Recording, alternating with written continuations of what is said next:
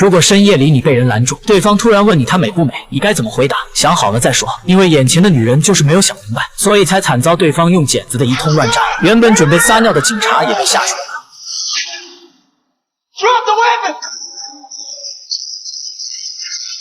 而面对他连开的数枪，口罩女没有丝毫损伤。跑出小巷后，他居然凭空消失了。与此同时，扎康为了增强搭档预知恶魔的能力，特意制作了一套西洋镜。泽德看得入神，一瞬间陷入了幻觉。随后他竟看到一位中年母亲在教自己的儿子开枪。通过两人的神情，他觉得这并不是普通的学枪练习。走出幻境后，地图上出现了一滴新鲜的血液，这个位置恰好是美不美的凶案现场。等他们赶来，扎康看向了自己的手环，只见它呈现出蔚蓝色，证明这里曾经有恶灵出现过。正在扎康吹嘘时，之前吓出尿的警察从暗处走来，原来他的口供被同事当成了疯子。此时泽德认出对方就是那个学枪的小男孩，随口他便说出母亲教学时说过的经典台词。不过警探吉姆听到后有短暂的迟疑，却并没有承认，留下名片。扎康几人便入住了酒店，可电梯打开的瞬间，里面却是通往野外的公路。虽然扎康看不到幻境，但他意识到另一只恶灵已经出动，而泽德走了进去，看到大树上明显有被硬物撞击过的痕迹。画面一转，小伙在公路上搭车进城，司机觉得顺路就让他上了车，没想到司机是个话痨，叽里呱啦说个不停。小伙听得不耐烦，居然消失不见了。下一秒他就凭空站在汽车前面，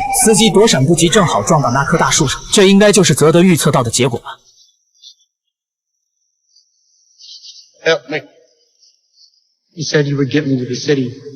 第二天，他们按照电梯的景象找到案发现场，还没等了解情况，吉姆也突然出现在这里。由于扎康2次的巧合出现，吉姆怀疑他是同案犯，要将他带回警局。实际上，他因之前的凶杀案被同事孤立，特意带扎康回来，就是想知道自己遇上的到底是什么东西。其实吉姆也做足了功课，通过面部识别，他找到了美不美的凶手。可在3年前，他就被闺蜜用剪子毁了容，然后就自杀了。闺蜜因查出精神疾病也没有被判刑。另外，公路交通案在同一地点5年前就有个小伙死在了那里，难道是死人回来杀人吗？既然他们死于不同的时间，那又为什么会在同一时间回来杀人呢？走访了他们的家属，扎康得出一个结果：出于思念，他们都找过午夜老爹开坛做法。上一集因为恶魔唱片，扎康已经与他结下了深仇大恨。反观查理这边，他一直在街上寻找着恶灵，此刻手环显示恶灵就在眼前。果然，口罩女再次现身寻找目标。随后，查理冲上去解救了无辜的胖子。口罩女又问出了同样的台词：“你觉得我美吗？”查理没经验，只能夸赞对方好看。How about now?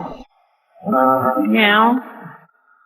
Am I pretty now? Yes. 看到对方的全貌后，他还继续违心的说着对方好看呢。我听这话怎么比他是还虚呢？对方暴走般的输出，查理基本没有还手的能力。